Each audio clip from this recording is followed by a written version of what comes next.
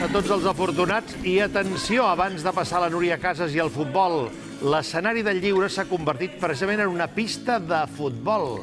És una de les escenes d'Ivanov, d'Anton Txékhov, versió lliure dirigida per Àlex Rigola. És evident que Txékhov i futbol és versió lliure. Els 7 actors s'endinsen en un experiment en què hi ha diferents elements que sorprenen els espectadors. Jordi, ens pots explicar exactament quins són aquests elements? Bona nit. Sí, és un Txékhov totalment diferent al que havíem vist fins ara. Aquí s'utilitzen càmeres de televisió, micròfons i pantalles, per això sí, per mostrar el Txékhov més autèntic, el seu dramatisme més exagerat i el seu pessimisme. De fet, ho va escriure l'any 1887, quan ja estava amb 27 anys malalt de tuberculosi. Aquí podem veure actors com, per exemple, Neu Albet, Àgata Roca o també Pep Cruz, que feia 17 anys que no treballava amb Àlex Rigola.